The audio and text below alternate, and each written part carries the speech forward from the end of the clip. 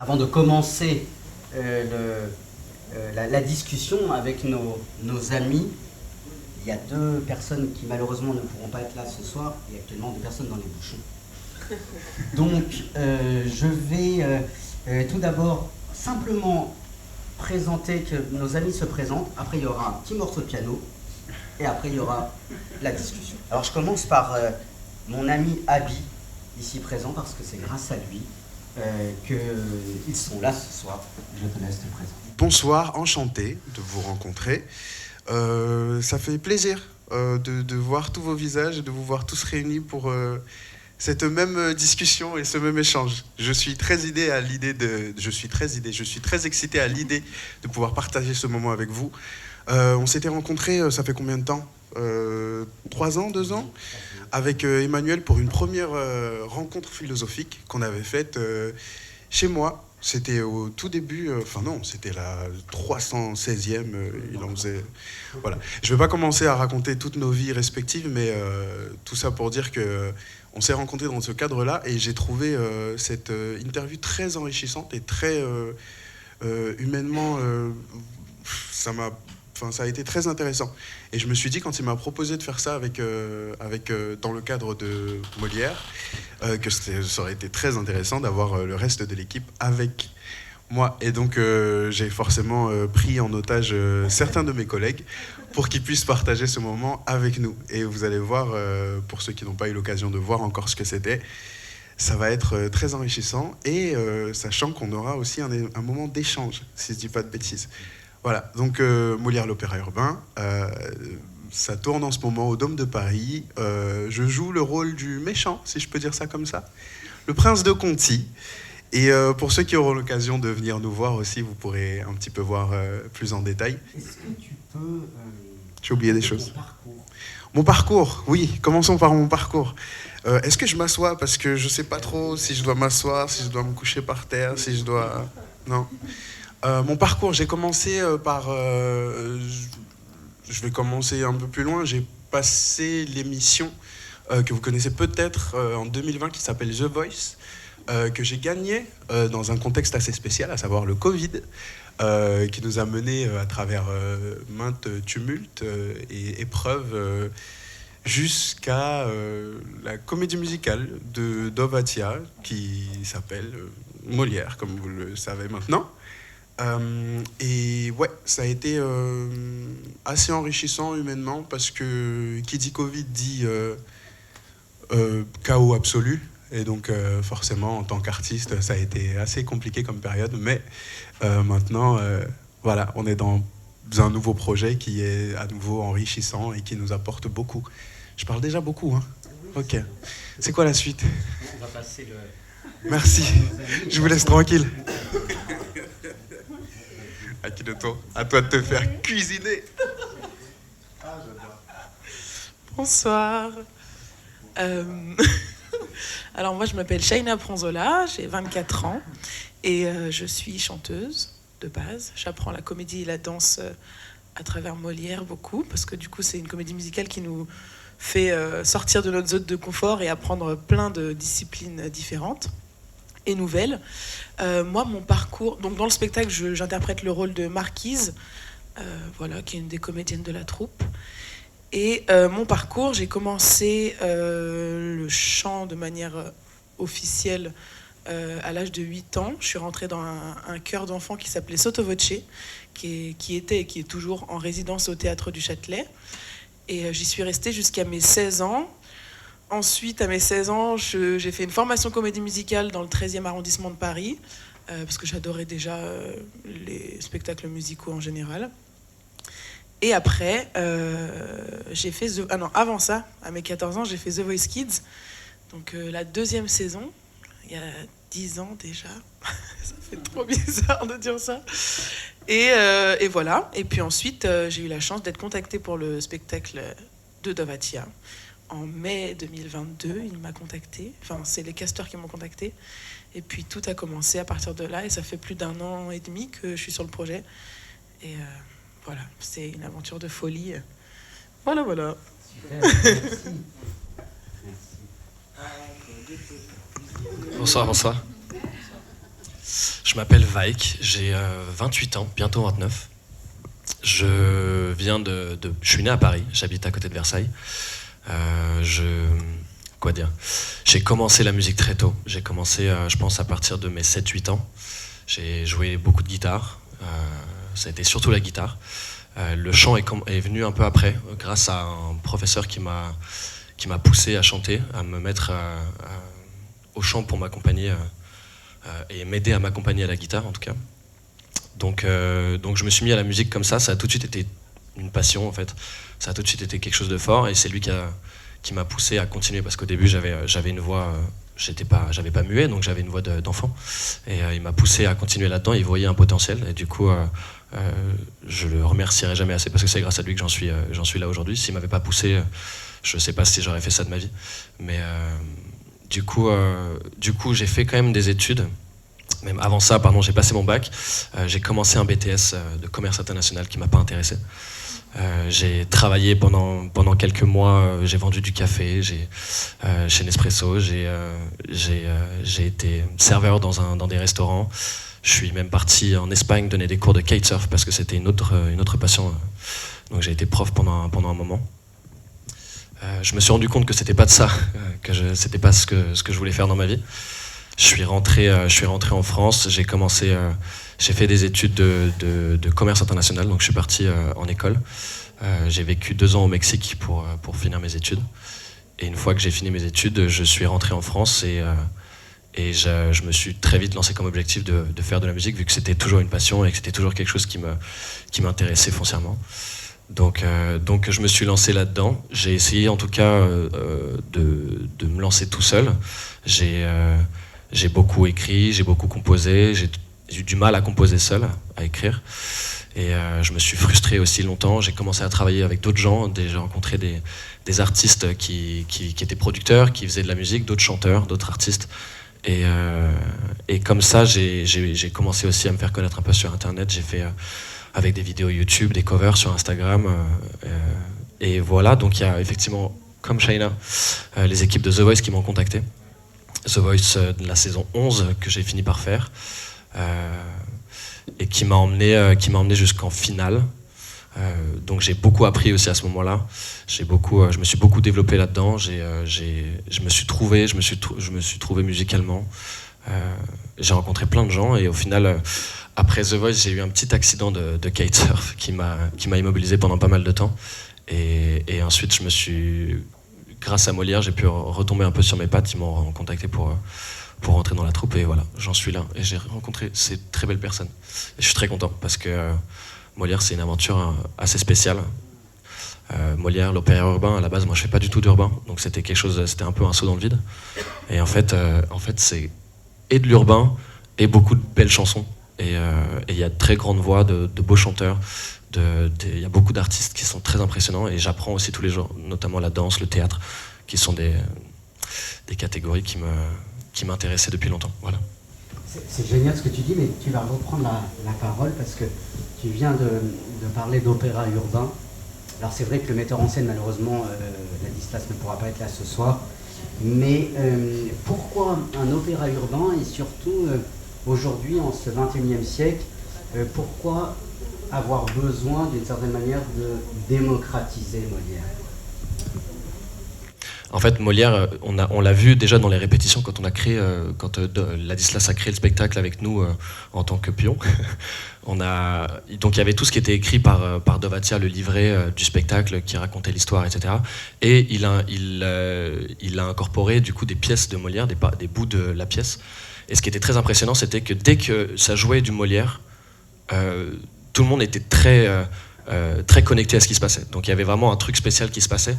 Je pense pas qu'on ait besoin de démocratiser Molière parce que c'est encore d'actualité. Ça traite des sujets qui sont encore... Molière a toujours traité des sujets qui restent dans l'actualité, des sujets dont on parle encore aujourd'hui.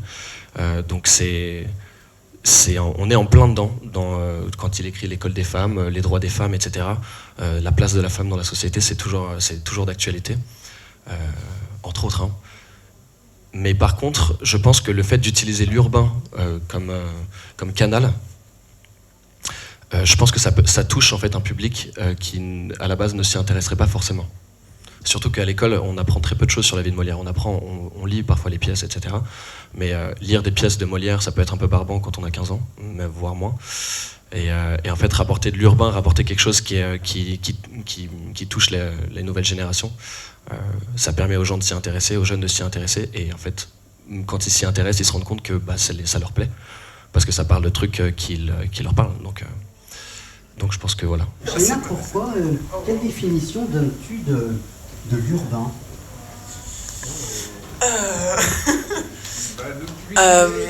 L'urbain. C'est une très bonne question. C'est un peu un gros mot, l'urbain, quand même. Ouais, en fait, ça rassemble plein de choses différentes, je pense. Il y a beaucoup de gens qui ont utilisé ce terme pour identifier la musique faite par des personnes de couleur pendant un bon bout de temps, je pense. Mais je pense que c'est juste la nouveauté. Pour moi, l'urbain, c'est quelque chose de frais, et de base, c'est fait pour décrire des rythmiques musicales qui sont différentes de ce qui a été fait pendant un long moment. Tu peux rebondir si tu veux. Ouais, je pense que en fait, c'est effectivement l'urbain, pour moi, c'est un mélange en fait du classique, de ce qui se fait en France depuis des années, et en y incorporant des sonorités qui viennent pas de France. Ouais, donc c'est en fait un mélange de plein de styles musicaux qui donnent souvent des trucs assez rythmés. Donc il y a des rythmes africains, il y a effectivement de l'arabe, il y a plein de choses en fait qui s'y mêlent en fait dans ce style de musique. Mais ça englobe beaucoup de choses, je pense. Et il peut être fait par tout type de personnes en fait. C'est ça qui, faut pas stigmatiser ça à des personnes de couleur. Et je pense que nous, au début, les personnes avaient un peu peur de ce terme pour décrire le spectacle. C'est pour ça qu'il a été aussi changé. Parce que, donc de base, c'était Molière l'opéra urbain qui a fini par être transformé en Molière le spectacle musical.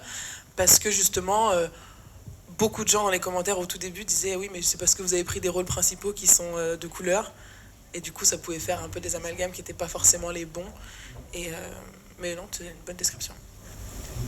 Et Abby, que nous dit, pour toi, que nous dit aujourd'hui Molière?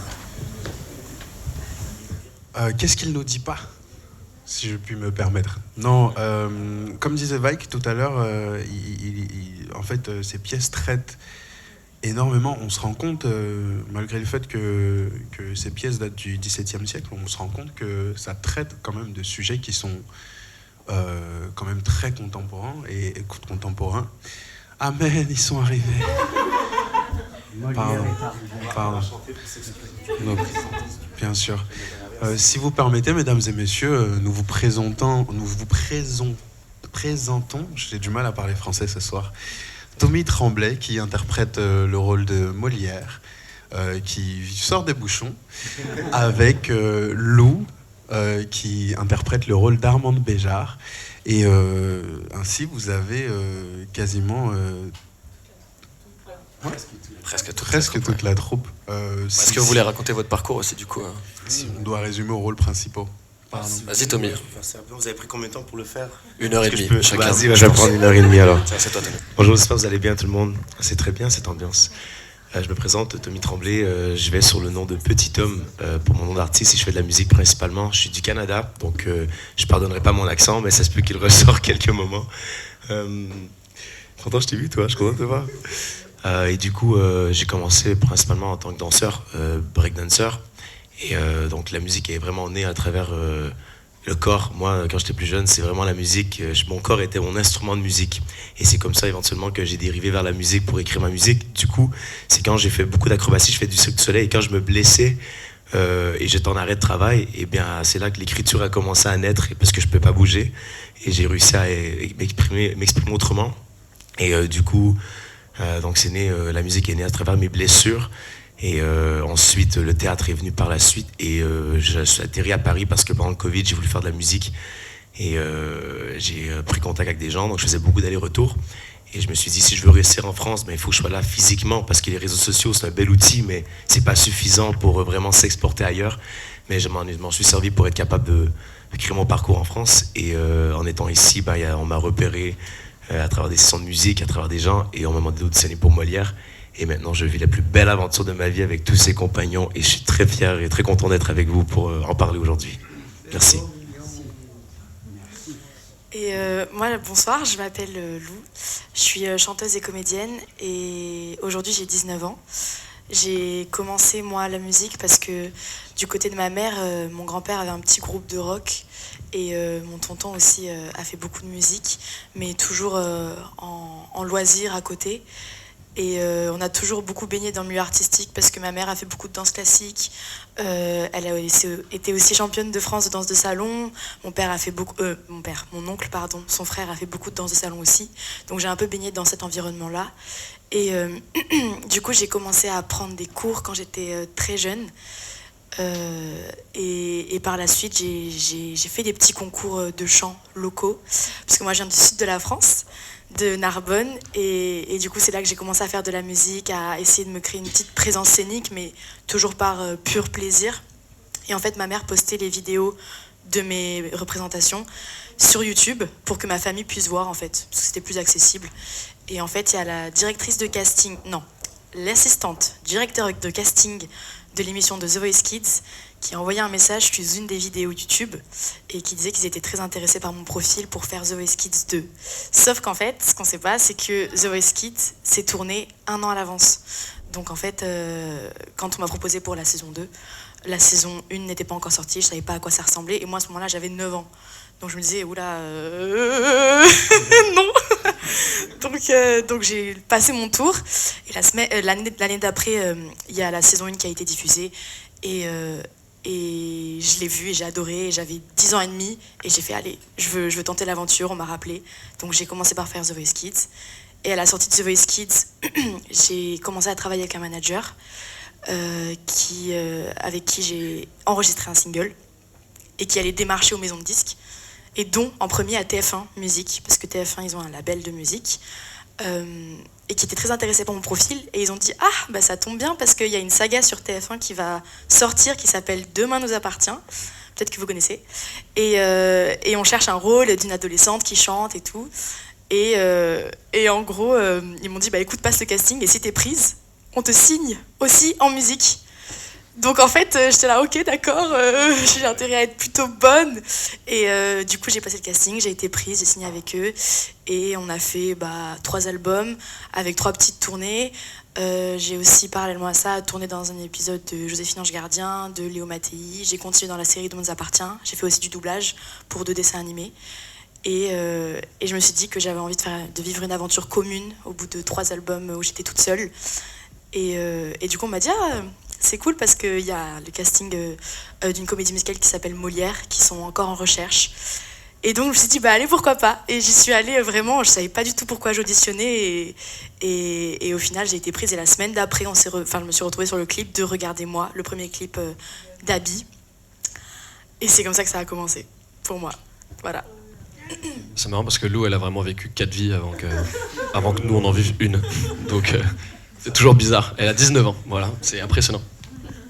Non, ce qui est très, très beau, merci pour vos présentations. Ce qui est très beau, c'est qu'on sent l'unité dans votre troupe.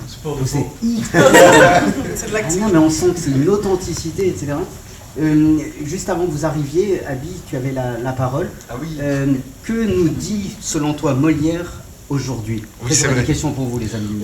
Vous allez vous faire cuisiner, c'est génial. On parlait de ce que nous disait Molière aujourd'hui. Je disais que Molière nous disait plein de choses, alors même si ça date du XVIIe siècle, c'est quand même très contemporain. Et c'est assez frappant, en fait, ce qui a été frappant, c'est parce que je me souviens de Molière sous le prisme de mes cours de 6e avec Monsieur Fro, où c'était du vieux français et mon jeune esprit qui comprenait à peine le français courant, parce que j'étais un idiot, avait déjà du mal à se faire, à ce français-là, se prenait en pleine poire un français encore plus dur et encore plus compliqué à comprendre. Ça me barbait, en fait, ces cours de français. Je comprenais pas Molière et ça m'échappait un petit peu. Et à cause de cette barrière-là, pas seulement la barrière de langue, mais encore plein d'autres barrières que je vais pas prendre le temps de citer, sinon on va jamais s'en sortir. Mais en fait, ça a créé une barrière que j'ai redécouvert à travers ce spectacle quand on a revu ce Molière sous un autre angle, en fait. Et c'était frappant de voir que malgré le temps qui sépare les pièces de Molière de nous aujourd'hui et de notre contexte contemporain, il y a quand même des choses qui sont très frappantes, hein, que ce soit sur la société, l'hypocrisie des hommes, entre guillemets. On parle des précieuses des termes de l'époque, mais ça vaut aussi aujourd'hui dans notre façon d'agir en tant qu'être humain. On parlait de la place des femmes dans la société. C'est pareil, c'est quand même très contemporain. Et ce qui est fou, c'est que ce qui pour nous peut sembler très normal, dit par Molière au XVIIe siècle, pardon, est en fait, à l'époque, c'était quand même révolutionnaire, si ce n'était pas presque hérétique, de dire les choses comme le disait Molière dans ses textes et dans ses pièces à cette époque-là. Voilà, donc il nous dit des choses très contemporaines, pour conclure, tout simplement. Non, c'est intéressant. Tommy, toi qui joues Molière, comment jouer, interpréter un rôle sans trop le dénaturer? C'était, par pure honnêteté, ça a été assez difficile pour moi, la composition de ce personnage, parce que... Merci mon mec. Parce qu'on veut être à la hauteur d'un certain icône comme ça. On n'est pas en train de créer une histoire, mais on reprend une histoire qui a déjà existé. Donc, il y avait une certaine pression à avoir et que j'ai goûté. Et par chance que, comme Molière, il y avait son équipe, parce que j'aurais jamais pu construire tout ça tout seul sans les 6 premiers, du coup avec Morgane, et par la suite avec tout le monde. Mais j'ai dû j'ai dû gober, du coup, beaucoup d'œuvres. J'ai pas pu tout prendre parce que ça aurait été trop. Mais ça a été difficile, mais au final, je réalise que c'est bien de connaître tous les enjeux, et comme Nabi a dit, c'est des enjeux qui sont encore très actuels, la place des femmes, l'hypocrisie, la religion, pour le coup, tout ce qui était médecine. Il y avait tellement d'enjeux, et quand j'ai compris que Molière était un artiste comme nous, avec des enjeux différents, mais malgré tout, c'est des enjeux que nous aussi, en tant qu'artistes, on vit. On veut laisser des messages, on veut changer des points forts dans la société à notre façon, en tant que musicien pour plusieurs d'entre nous, d'autres metteurs en scène et tout. Et quand je réalisais qu'on a tous un petit Molière en nous, là, j'ai commencé à plus m'amuser et à reconnaître ma place à travers ce projet qui est de Molière qui veut changer, qui a une folie de vouloir changer les choses. Et ça m'a aidé de me dire, c'était qu'un artiste comme nous qui avait de grands rêves, et dans d'autres enjeux d'une époque. Mais alors au final, en ce moment, sur les spectacles, on s'amuse beaucoup. Mais la création, ça a été un processus assez... un ascenseur d'émotions, quoi. Comme on a très peu d'écrits... C'est les chaises musicales, là. Ouais, de ouf. En fait, comme il y a très peu d'écrits de Molière, de comment il était en tant que personne, en tant qu'humain, etc., on sait plus ou moins des choses sur lui, mais Ladislas nous racontait, et Dov Atchal dans la création du spectacle, c'est qu'on a très peu d'écrits, on sait très peu de choses sur Molière. Donc ça laisse aussi libre cours à l'imagination, on peut l'imaginer de tellement de manières différentes. Et Tommy, en fait, on a fait... une partie de sa personnalité, il y a mis sa personnalité à l'intérieur. C'est pas forcément comme ça qu'était Molière ou pas. Je pense que Molière il faisait peu de salto, mais par contre, genre, du coup, la façon dont toi tu l'incarnes, c'est ta façon à toi de le jouer, mais c'est pas forcément comme ça qu'était Molière. Mais par contre, du coup, c'est un peu stylé, je trouve. Ouais, mais je me dis, il devait avoir une fougue de vouloir changer les choses, et moi, ma fougue, c'est... Quand je dis que je fais des acrobaties, un jeune Molière, il saute partout, il est excité de vouloir être accepté par le duc d'Épernon quand ils sont en tournée, il veut le convaincre, du coup qu'est-ce qu'il fait ? Il fait un salto, et là il essaie de le convaincre. On sait pas, on n'a pas décrit que Molière en faisait des saltos, mais mon Molière à moi, je crois qu'il en faisait. Mais ouais, donc c'est ça, avec Ladislas, c'est tout, au moins dans un spectacle comme ça, on veut suivre la lignée de Molière, mais il y a place à l'interprétation, et on a du plaisir à pouvoir vraiment nous marquer nos personnages à travers cette histoire. Oui, Shagnat, tu arrives, donc, comme disait notre ami Tommy, tu arrives à trouver l'équilibre en fait entre l'interprétation et de rester toi-même. Quelle est la différence? Alors c'est peut-être une question très simple, mais pas tant que ça, je trouve. Quelle est la différence entre le théâtre et l'opéra? Autrement dit, à quel moment, quel est l'équilibre que tu mets entre ton dire, ta voix et ton interprétation? J'adore ces questions. Mon dire, ma voix et mon interprétation. Réfléchis bien. Ouais. Là, ça chauffe dans ma tête. Vous avez 2 heures. J'ai pas fait philo, moi. La différence entre mon dire, ma voix et mon interprétation. Je pense que, comme dit Tommy, on a tous mis une partie de notre personnalité dans nos personnages. Et le principe de l'opéra, du coup, c'est que tout est fait sur de la musique constamment. Et un exercice qui a été très difficile, je pense, pour nous tous, c'était de ne pas chanter le texte quand on devait le jouer. Et du coup, ça a été... Il y a des moments où on se surprenait à le faire, parce que du coup, même quand on parle jamais vraiment. On slame, ou on chante, ou on cite du Molière. Il n'y a que quand on fait du Molière que là, on parle, et du coup, on est vraiment dans le jeu. Mais moi, je pense que, en tout cas, dans l'évolution du personnage de Marquise, les moments, justement, où je suis censée parler sur de la musique... Bon, moi, je ne suis pas du tout comédienne de base, donc c'est encore un processus qui est en apprentissage au fur et à mesure des spectacles.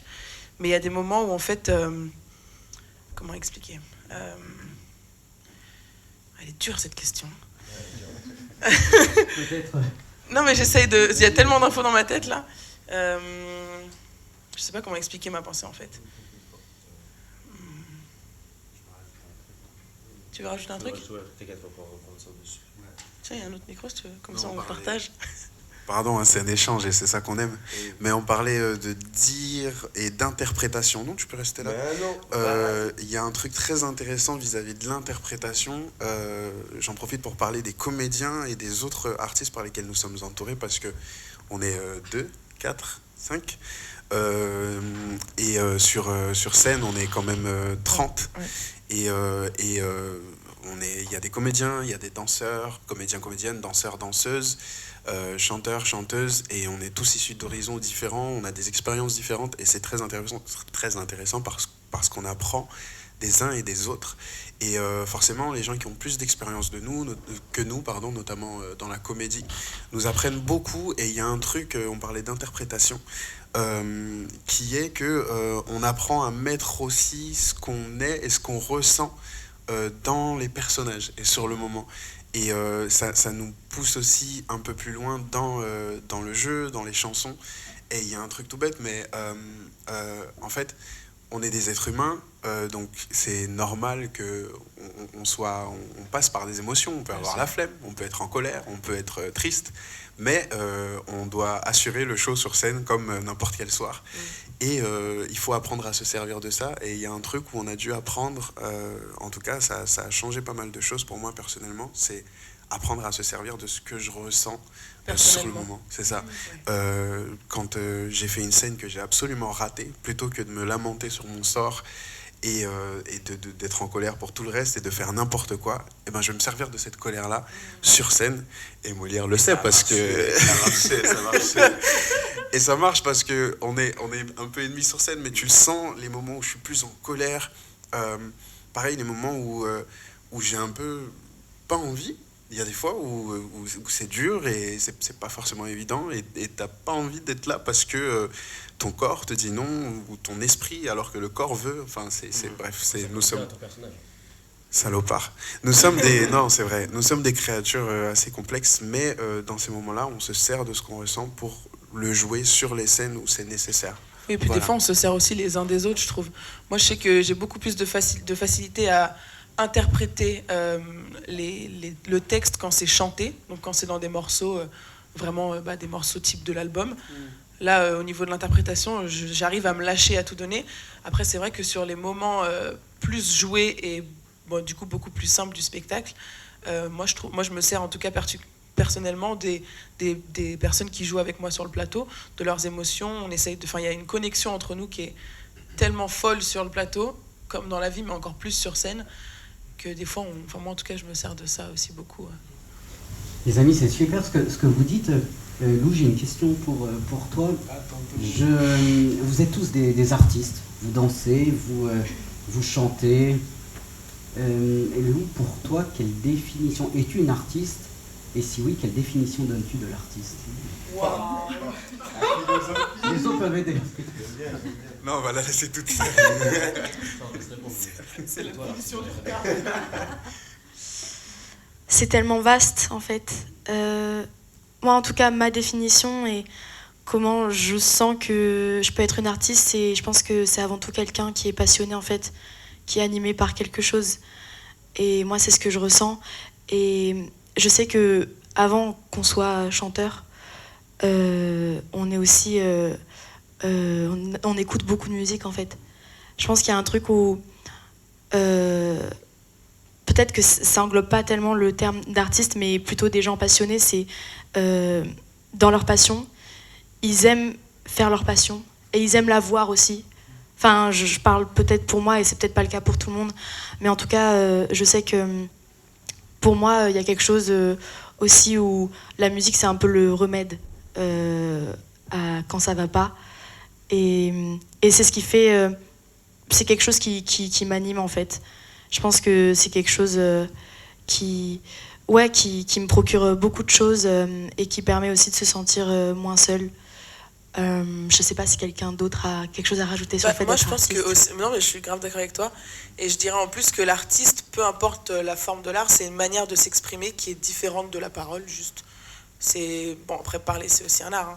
Mais c'est une manière qui est plus forte que nous d'exprimer ce qu'on ressent, ce qu'on est, ce qu'on vit. Et voilà, c'est tout ce que j'ai à dire. Je vais faire ça simple pour moi, mais je crois que tout le monde est artiste. Ouais. Selon moi, tout le monde a un côté créatif. Carrément. Et je crois que ce qui fait que quelqu'un devient artiste, c'est qu'il utilise sa vitalité de le faire. C'est son choix de vouloir de rendre ça vital. Il n'y a pas le choix de le faire. Et je crois que si tout le monde peut puiser à l'intérieur, on peut s'en rendre compte et pas fuir nos émotions. Mais je crois que l'artiste en soi, il va affronter ses émotions et en créer quelque chose Et en au mettre service ouais. des autres, pour que ces personnes qui l'écoutent ou qui regardent, peu importe l'art, puissent ressentir ce que l'artiste a vécu. Parce que des fois, en tant qu'humain, on ne sait pas comment on sent, on ne sait pas comment mettre des mots sur comment on se sent. Et l'artiste, souvent, comme tu dis, Lou, en écouter la musique, des fois, tu dis, ah, c'est comme ça que je me sens. Et c'est un véhicule, en fait. Et l'artiste va être au service des humains, si je peux dire, pour les aider à comprendre comment ces personnes peuvent se sentir. Oui, mais en fait, ça ressemble un peu à ça, j'avoue. Je pense qu'un artiste, c'est effectivement un canal, hein, c'est un canal d'émotion. Donc, c'est, comme tu dis, je pense que c'est quelqu'un qui a un besoin vital d'exprimer quelque chose et qui doit le faire d'une certaine manière. C'est pour ça qu'on dit souvent que les artistes sont souvent des hypersensibles, parce que c'est des gens qui ressentent tellement de choses et qui n'arrivent pas à le dire avec des mots, souvent. Donc ils sont obligés de trouver un autre moyen de le faire, que ce soit par la peinture, que ce soit par le chant, par la danse. Et du coup, et c'est un truc qui, pour moi, un artiste, il est obligé de faire ça. Parce que sinon, en fait, il explose. Donc du coup, effectivement, je pense qu'on a tous des âmes d'artistes, parce qu'on sont tous des émotions.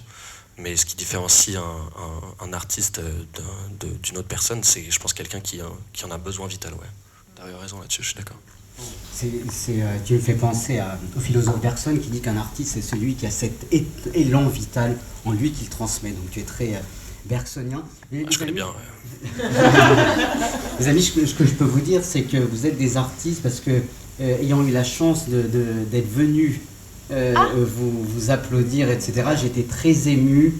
À la fois j'ai ri, j'ai été très ému, j'ai passé un excellent moment parce que vous transmettez, comme tu disais Lou, vous transmettez la passion que vous avez, vous transmettez votre côté artistique, donc vraiment merci beaucoup. Peut-être une dernière question avant de laisser l'échange avec nos amis ici présents. Au niveau de la culture, une question sur la culture. Molière Opéra Urbain, un spectacle musical, c'est une œuvre de culture, de la culture française. Aujourd'hui, 15 janvier 2024, quel regard, c'est une question très large, quel regard avez-vous sur la culture aujourd'hui ? C'est une bonne question. Je pense que cette question, on peut pas y répondre tous de la même manière, je pense. Quand on est à Paris, qu'on grandit à Paris, je pense qu'on n'a pas un même regard sur la culture que quand on est autre part. En tout cas en France. Mais je pense qu'à Paris, on est vraiment gâté sur l'accès à la culture. On a accès à tout plein de choses, à la gratuité des musées, etc. On peut tout voir. Il y a toujours des trucs qui se passent, en tout cas, à Paris. Je pense que quand on vit à l'extérieur de Paris, c'est un peu plus dur d'y avoir accès. Donc je déplore peut-être un peu ça. Et en même temps, c'est cool que tout soit centralisé. Je sais pas, c'est quelque chose que j'aime bien et en même temps que je déplore. Mais ce serait ma réponse à cette question. Je pense qu'il y a plein de façons différentes de répondre à cette question. Tiens. Les autres, oui. Quelqu'un avant moi, non parce que quand je pense culture, je pense aussi coutume. Forcément, je suis né en Haïti et je suis venu ici à l'âge de 4 ans et j'ai grandi dans à la fois dans la culture française et en même temps à la maison il y avait cette culture du pays, quoi. Et j'ai toujours eu ce truc-là où... et ça m'arrive souvent, j'ai 25 ans et encore aujourd'hui, il y a plein de moments où je suis... je me prends ce qu'on appelle ce choc de culture, où je me rends compte que, mais ça se fait pas, c'est pas comme ça qu'on fait. Alors je prends peut-être la définition dans un autre sens que ce que vous pensez ou ce qu'on peut penser. Mais moi, je le vois plus par rapport à ce qu'on a appris, à notre entourage, à ceux autour de quoi on a grandi.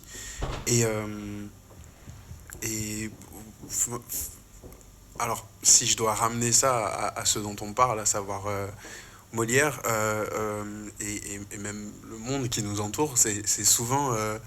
j'ai l'impression que souvent on est régi par nos cultures.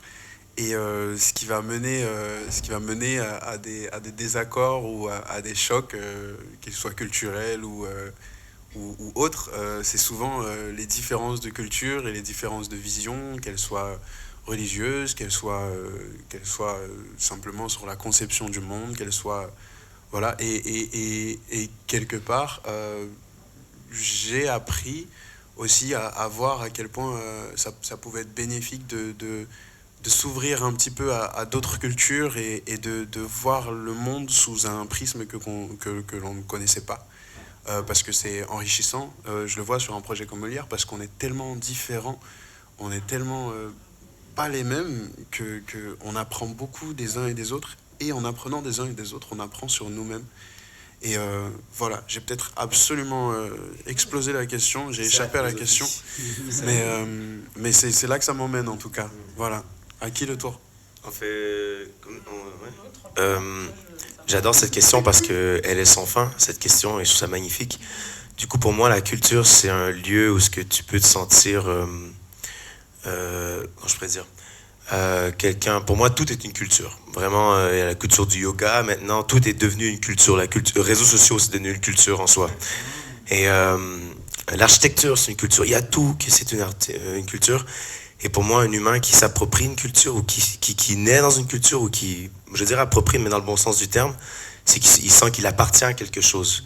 La musique, c'est une culture parce que ça grandit et c'est large. Maintenant, c'est accessible à tellement de gens maintenant. Donc, c'est une culture vaste pour moi, mais ça reste hyper ancré depuis des années. Mais ça, pour moi, la culture, c'est un des trucs les plus importants au monde. Du coup, quand on sent que quelqu'un s'approprie une culture, dans le sens négatif du terme, c'est qu'il n'est pas allé chercher les bases de la culture et qui en fait, il prend et il met à son image, mais sans connaître les fondements.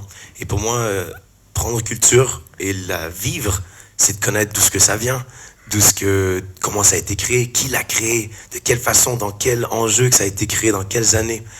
Et je pense qu'il y a beaucoup en 2024, le 15 janvier, beaucoup de gens ont tendance à oublier l'importance de savoir d'où vient quelque chose. Et quand tu sais d'où ce que ça vient, c'est là que tu peux effleurir à travers cette culture. Et moi qui ai grandi dans la culture de la danse, avant même la musique, c'est de connaître tous les fondements. Le breakdance, c'est quoi? Il y a le top rock, où c'était le Indian step. Ok, d'où ce que ça vient? Et là, c'est venu du Bronx. C'est de savoir d'où ce que ça vient, ça fait que tu l'incarnes encore mieux. Et je pense que c'est dangereux de nos jours parce que c'est tellement accessible à tout le monde rapidement qu'on n'a plus l'essence de la culture. On fait juste faire ce que les autres font. Meilleur exemple, TikTok, c'est une plateforme que les gens recopient les autres.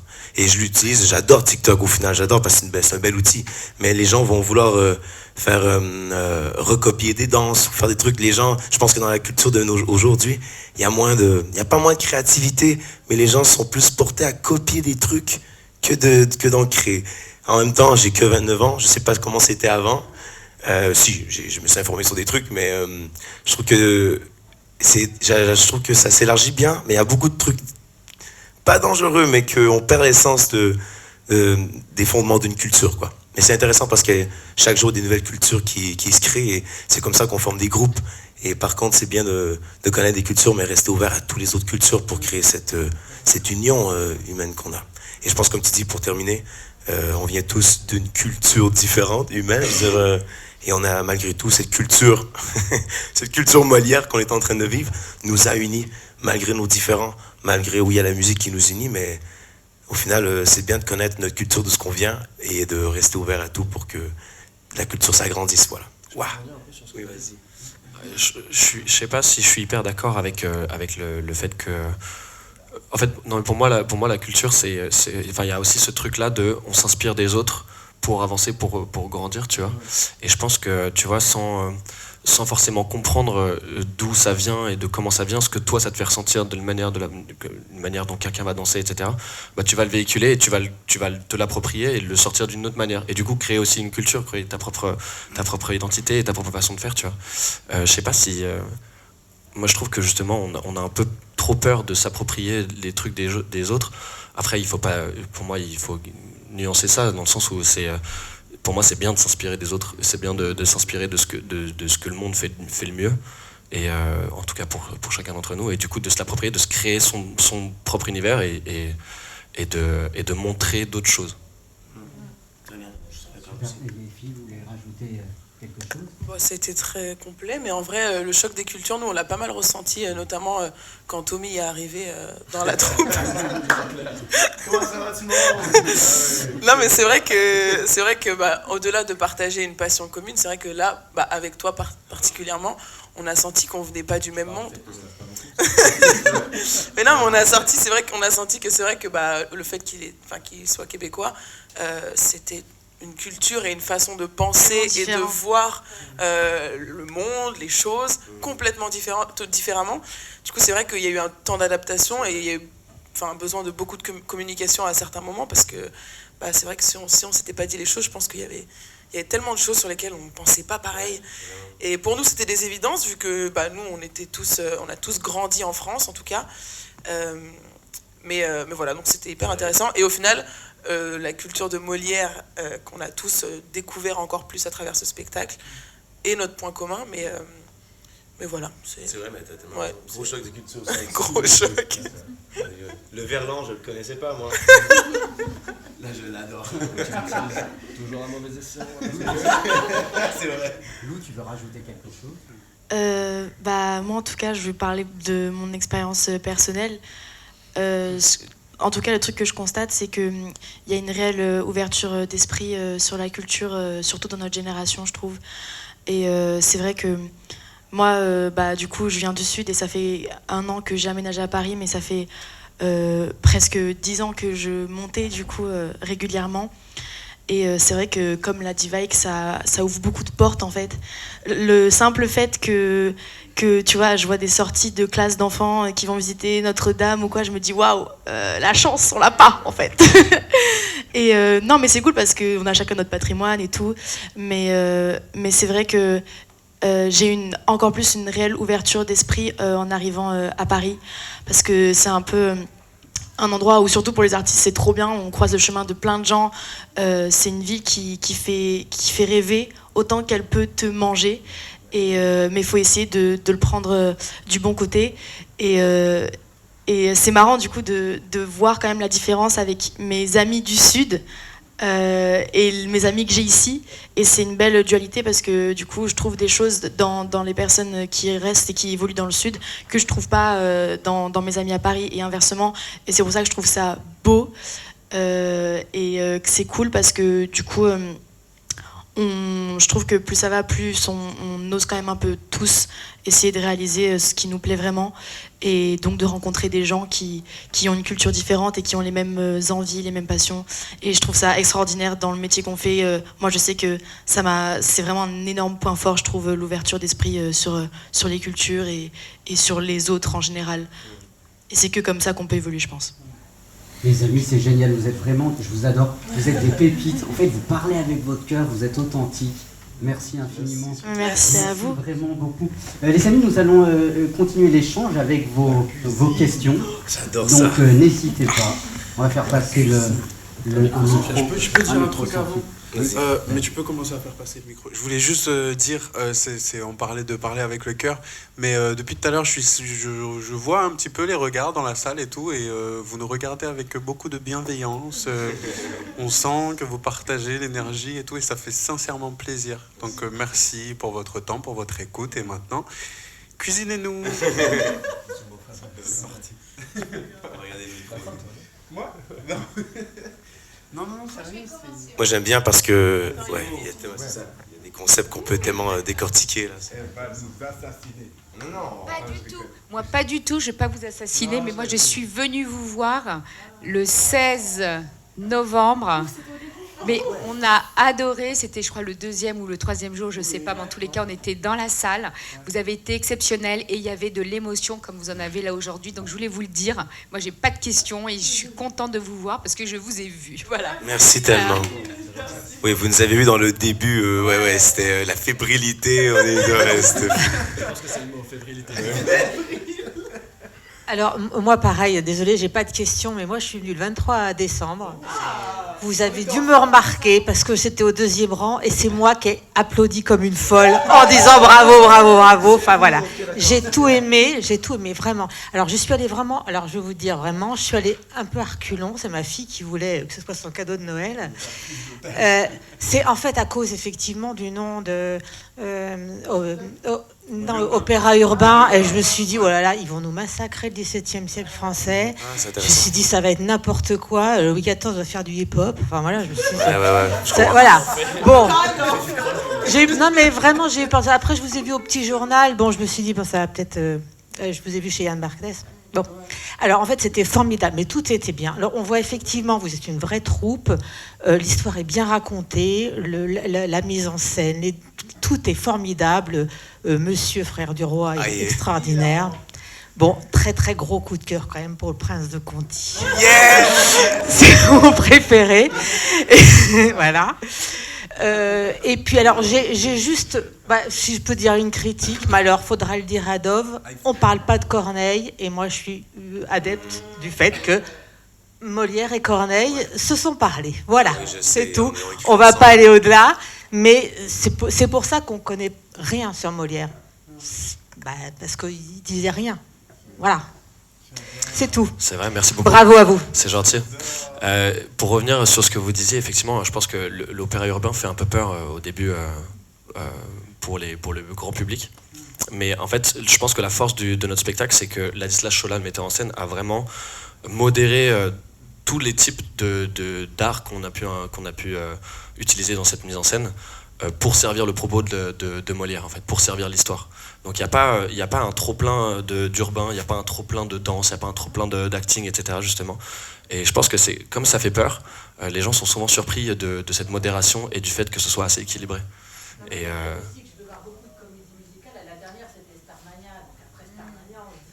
ouais, c'est dur de faire mieux, je suis d'accord. Ah, vous êtes gentil. Oui, c'est gentil. Mais du coup voilà, merci en tout cas, c'est très gentil. Est-ce qu'il y a des questions? Ouais. Alors moi je suis venu le 14. Bonsoir à tous. Moi je suis pas venu, mais j'ai une question. J'imagine que vous écrivez, vous composez, vous parliez de cover sur Insta, etc. Et on parlait d'émotion et d'interprétation. Et moi aussi je suis comédien, artiste, et donc ça me faisait un peu écho. Et je voulais savoir si, quand vous écrivez, quand vous composez, quand ça vient de vous, et quand vous devez interpréter un texte qui n'est pas le vôtre, est-ce que vous arrivez à retrouver des émotions? Est-ce que vous arrivez à avoir les mêmes émotions que ce que vous sortez de votre cœur ou de votre tête quand vous écrivez ou quand vous devez faire une cover, ou, voilà, et de le retranscrire sur un texte qui n'est pas à vous? C'est une bonne question, c'est une super bonne question, je trouve. Je vais commencer, tu veux? Vas-y. Je pense que... Bah, vas-y. Non, vas-y. Ok. Moi, je pense que... Je sais que c'est un truc qui me... L'émotion dans la cover est pour moi un truc particulier, parce qu'en fait, on peut vraiment... dans un texte qui n'est pas le tien, qui est pas le nôtre, tu peux vraiment y mettre ton passif et en fait raconter ce que tu as envie de raconter. Parce que les mots, c'est qu'un moyen de dire un truc, mais de comment tu vas le dire, tu vas donner une toute autre profondeur en fait au texte. Donc c'est pour ça qu'il y a des covers qui sont...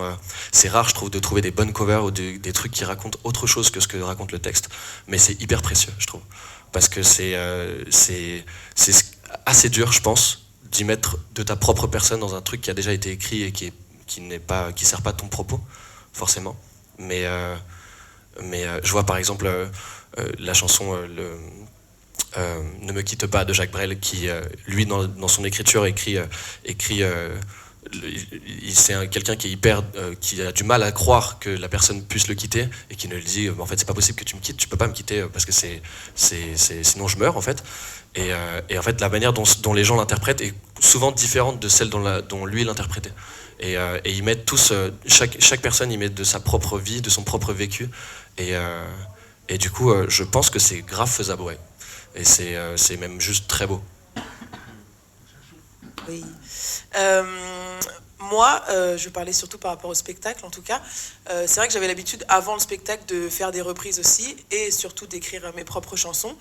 Mais avant, quand je faisais des reprises sur Instagram ou sur les réseaux, je pensais jamais vraiment à ce que je racontais. Je faisais juste des covers parce que c'était des chansons connues, et je reprenais la chanson avec ma voix, mon style, mais sans interpréter.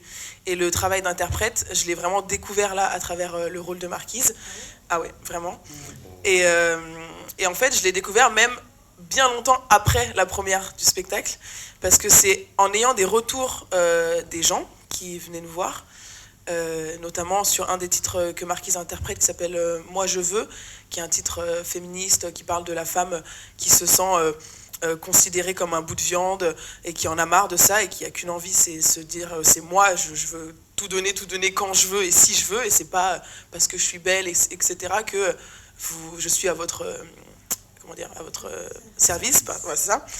Et en fait, en ayant des retours du public, et notamment de femmes et d'hommes aussi, qui venaient me voir en me disant « Waouh, merci pour ce morceau, merci de m'avoir fait ressentir ces émotions-là », plus j'ai eu des retours comme ça, puis je me suis dit « Ah ouais, mais en fait, pense encore plus à ce que tu racontes, parce que ça touche les gens, alors que là, je le faisais un peu pas par automatisme, mais parce que dans le spectacle, c'était ça. Et en fait, au fur et à mesure, là, je sens que le morceau, je le vis, et que chaque mot, je les chante, mais je les ressens et je vibre avec, alors que ce ne sont pas mes mots. Et c'est la première fois que je vis ça, et c'est hyper intéressant, et c'est presque aussi enrichissant que le fait d'écrire ces morceaux, même si ce n'est pas les mêmes émotions, et que du coup, bien sûr, je vais chercher dans mon vécu. Par exemple, dans Ne dis rien, c'est une chanson que Marquise interprète aussi, qui parle de la mort d'un enfant. J'ai jamais connu ça, vu que j'ai jamais eu d'enfant encore. Et cette chanson, elle a été très très dure aussi pour moi, de me dire, faut que je trouve la justesse, parce qu'il y a des gens qui ont vécu ça dans mon entourage et dans le monde entier. Et de réussir à être juste dans des mots qui ne me concernent même pas, ça a été un exercice aussi très difficile, mais je m'inspire énormément aussi de Tommy à ce moment-là, qui joue Molière, et qui perd son enfant. Et en fait, c'est un échange à ce moment-là de l'émotion, plus de se dire et de se mettre à la place de toutes ces personnes, et de par notre hypersensibilité d'artiste et d'humain tout court, de se mettre à la place des autres en s'imaginant, waouh, imagine là si t'étais vraiment maman et que tu perdais ton enfant. Et ça, c'est un exercice qui est hyper intéressant, mais voilà, c'est tout ce que j'ai à dire. Je sais pas comment finir mes phrases à chaque fois. Regarde ça, puisque t'es artiste, t'écris tes chansons toi aussi? Non, moi je suis comédien. Ok, ouais.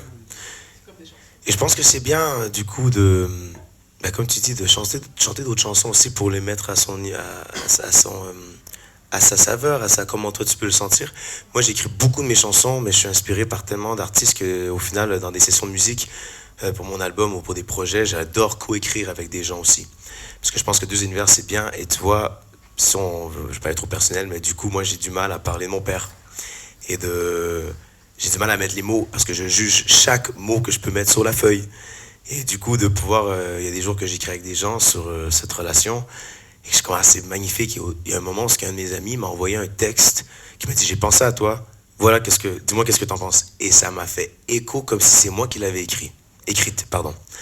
Donc je pense qu'il faut pas se fermer les yeux à laisser les autres non plus, comme tu parlais tout à l'heure d'ouverture d'esprit, des fois c'est bien de s'ouvrir sur nos propres trucs, des fois on sait pas comment le dire, on sait pas comment... C'est autant que je peux écrire un texte magnifique sur les amours et la quête du développement de soi. Ma mère, du coup, c'est déjà plus facile à écrire, mais le père, j'ai encore ce « Ah !» Et d'avoir eu ce texte-là de mon ami, ça m'a aidé à comprendre, moi, des trucs sur moi-même face à mon père. Donc, je trouve ça hyper intéressant, du coup, de chanter ses propres mots et chanter les autres, les mots de d'autres personnes. C'est aussi fort, dépendant des situations. Waouh, c'était très personnel. Dites-le pas à personne, dites-le pas à mon père. J'espère qu'on a répondu à ta question. Alors, bonsoir. Bonsoir. Je n'ai pas vu le spectacle non plus, mais j'avais une petite question. On comprend bien que vous interprétez tous les personnages avec qui vous êtes, avec vos parcours personnels. Mais je me demandais si Dovatia, ou ceux qui travaillent avec vous, vous avez demandé de regarder des choses déjà faites sur Molière. Je pense par exemple au Molière d'Ariane Mnouchkine, où vous avez demandé d'écouter de la musique de l'époque. Voilà. Est-ce qu'il vous a demandé de vous inspirer, enfin, pas de vous inspirer, mais de voir ce qui avait été fait, ou pas du tout? C'est aussi une autre approche. Voilà. Ouais. Moi, je peux répondre très rapidement. Non, mais j'ai juste un exemple. C'est que Ladislas Ciola, le metteur en scène, à un moment, on joue un extrait d'une des pièces de Molière qui s'appelle L'école des femmes. Et comme référence, dans la manière de jouer, il m'avait demandé de regarder la version d'Isabelle Adjani. Et je sais que ça m'avait beaucoup aidé en fait.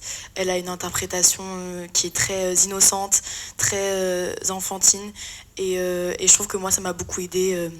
C'est cool aussi de voir d'autres acteurs, très grands acteurs qui ont interprété ces classiques-là. Voilà. Moi j'allais parler d'histoire. Pour mon cas spécifiquement, j'ai fait des recherches sur le Prince de Conti, et il se trouve que c'était pas forcément évident de trouver des choses, mais pour le peu que j'ai trouvé, en fait ça me ramène à ce qu'on essaye de faire aussi dans nos rôles en tant qu'artiste, en tant que comédien, si je peux dire ça comme ça. C'est qu'on essaye de se mettre vraiment dans la peau du personnage, et le peu que j'ai trouvé sur le Prince de Conti, en fait, ça se passait surtout au travers de son frère, qui est le Prince de Condé. Et en fait, il se trouve que le Prince de Conti, si je rentre dans l'histoire, était né de naissance un petit peu bossu, fragile, et qu'il était de lignée royale, mais il n'aurait jamais accès à ce trône parce que, justement, il n'avait pas la possibilité physique de pouvoir l'assurer, et il y avait son grand frère qui avait tout, qui était beau, qui était fort et qui menait les rébellions, et lui suivait simplement derrière.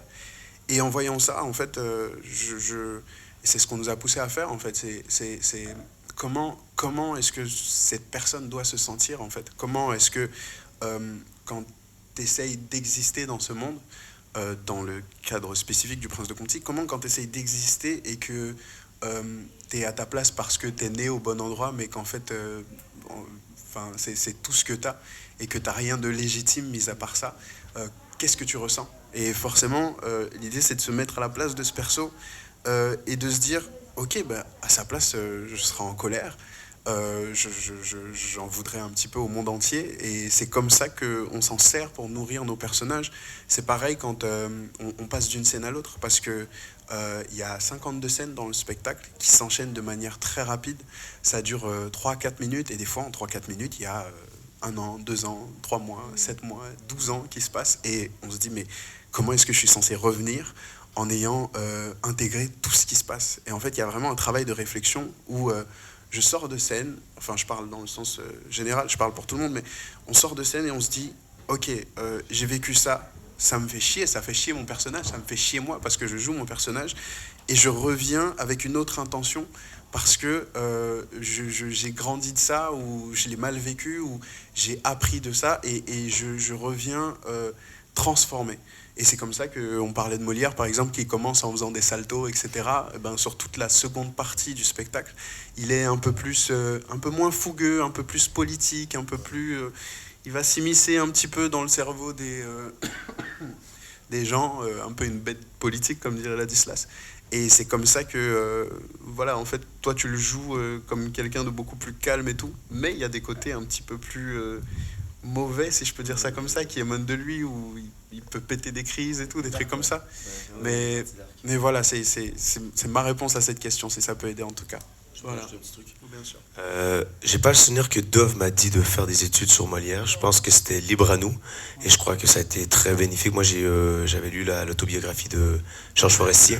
J'avais lu beaucoup de livres. J'ai pas regardé le film que vous parlez. Du coup, j'ai pas voulu me donner une image déjà de Molière. J'ai voulu la créer avec Ladislas. Je suis allé à la Comédie Française voir ses pièces. C'était ensemble, oui. Et j'ai lu ses œuvres. Et je me suis mis mon image, et du coup j'ai lu quelques trucs chronologiques pour savoir c'est quoi l'écart d'âge entre lui et son père, à quel âge que sa mère est morte, tous des petits trucs comme ça pour m'aider à construire le personnage. Mais j'ai pas voulu aller voir le film pour me dire ah, Molière était comme ça. Non, j'ai pris plein de petits indices pour en faire un Molière propre à pas juste à moi, mais à la troupe et à Ladislas et à Dove et tout, quoi. Une dernière question peut-être, parce qu'après vous pourrez échanger personnellement, mais avez-vous une dernière question? C'est une question pour Tommy. Toi qui as vécu au Canada, c'était quoi ta vision de Molière avant de venir ici? Parce que tout à l'heure, avant que vous arriviez, on a parlé justement du fait que côté urbain, c'était aussi un mélange des cultures. Je pense que vous le représentez bien ce soir, et même sur scène. J'ai pas eu la chance de voir la représentation. Mais toi, c'était quoi ta vision de Molière avant de venir la jouer ici, avant même de te renseigner sur ça? Et est-ce que tu l'as vécu différemment? Voilà. Nous, au Québec, Molière n'est pas aussi étudié que vous ici en France. On sait c'est qui. On sait que c'est un auteur, metteur en scène.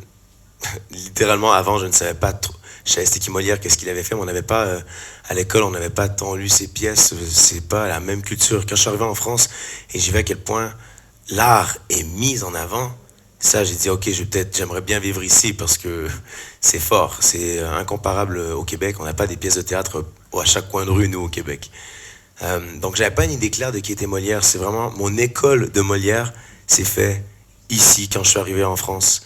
Et je sentais que j'avais du retard, parce que j'arrive au Québec dans une troupe d'acteurs.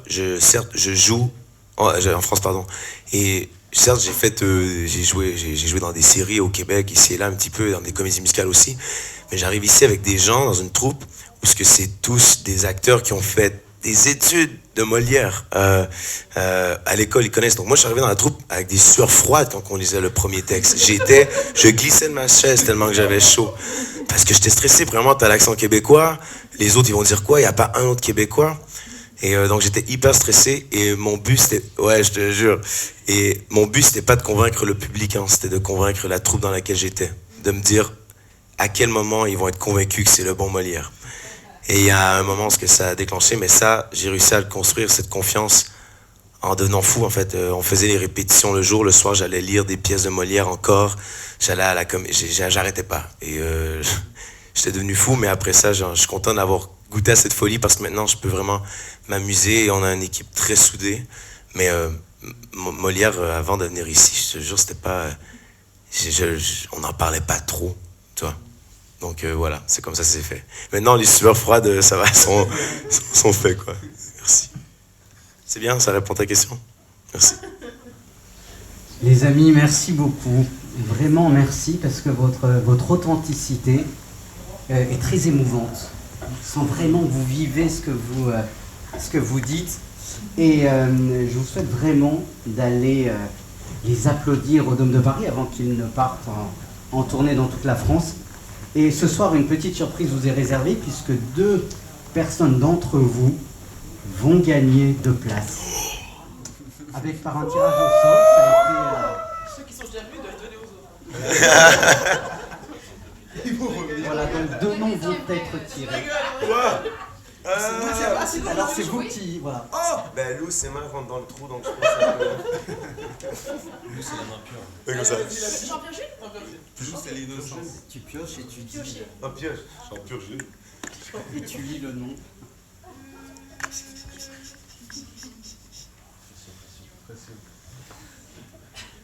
Je me sens à la tombola là.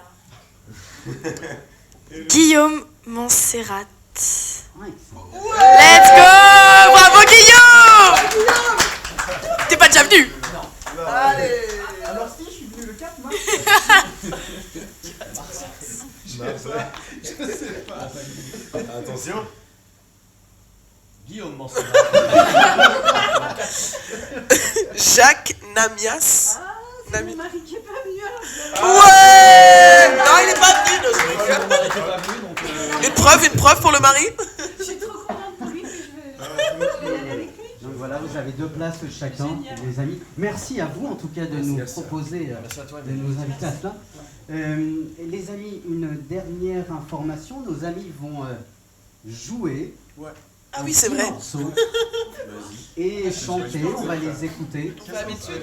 Non, je suis habitude. On est tous dessus. Avec le piano, etc. Comme vous voulez. Allez. Voilà. Et puis une dernière information avant de... Attends, Une toute dernière information, donc après il y aura un cocktail qui vous a offert, vous pourrez discuter avec nos amis. Mais je vous donne rendez-vous pour la prochaine rencontre philosophique qui aura lieu le mardi 6 février avec comme invité Jacques Attali. Voilà, soyez les bienvenus. Merci pour votre présence, merci les amis pour votre présence et nous vous écoutons votre interprétation. Merci. Ah non, mais on se met tous en on s'assoit.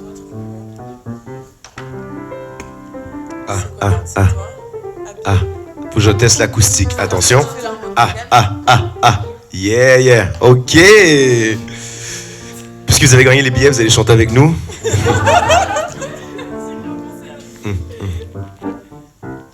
Attends, je vais mettre ici. Ça va comme ça, comme tonnerre? C'est pas la même? Si, c'est... Ah non, c'est pas la C'est plus haut, je crois. C'est plus haut? Non. On fait vraiment, c'est vraiment au feeling, hein. Sachez que... On n'a rien répété, hein. Les autres... C'est plus haut. Ah, c'est plus haut? Non, c'est ça. On va mourir. Ok, allez, on laisse. Ouais, c'est la vraie, hein. Tu veux qu'on baisse? Fais un demi-ton plus bas. Ouais. On vient de faire 35 spectacles, la voix fait... 45. 45? Je vais même faire... Ouais, c'est bien ça. Ouh, encore. Non, vas-y, continue, je me...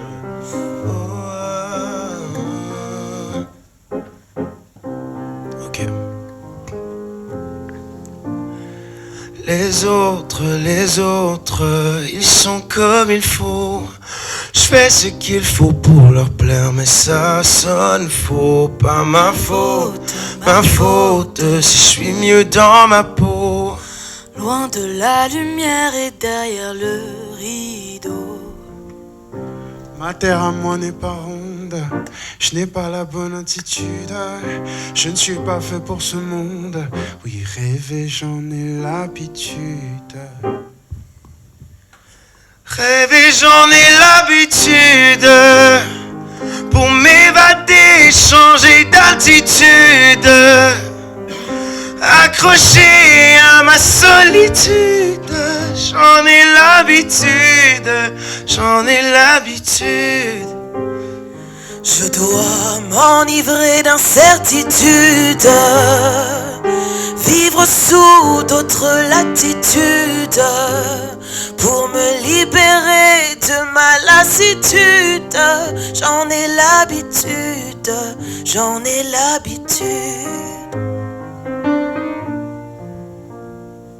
Les autres, ils ont dans les yeux L'assurance et l'insolence des gens heureux. C'est pas faute de tout faire comme eux. Mais n'est pas toujours heureux celui qui veut. Je veux jouer tous les rôles, essayer tous les costumes, les plus sombres et les plus drôles. Oui, rêver, j'en ai l'habitude. L'habitude pour m'évader, changer d'altitude, accroché à ma solitude. J'en ai l'habitude, j'en ai l'habitude. Je dois m'enivrer d'incertitude, vivre sous d'autres latitudes, pour me libérer de ma lassitude. J'en ai l'habitude, j'en ai l'habitude. Côté court, je joue la comédie humaine. Côté cœur, j'avoue, je sais pas me mettre en scène. Dans ma tête, je fais le noir et je m'invente des histoires pour m'évader, changer d'altitude, accroché à ma solitude. J'en ai l'habitude, j'en ai l'habitude. Rêver, j'en ai l'habitude, pour m'évader, changer d'attitude, accroché à ma solitude. J'en ai l'habitude, j'en ai l'habitude. J'en ai l'habitude.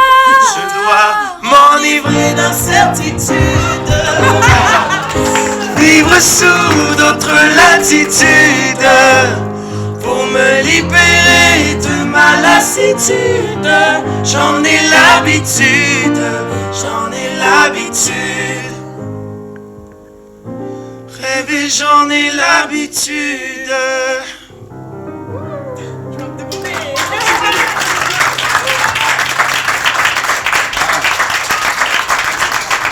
Merci. C'est la première fois qu'on se la fait au piano. C'était tellement random.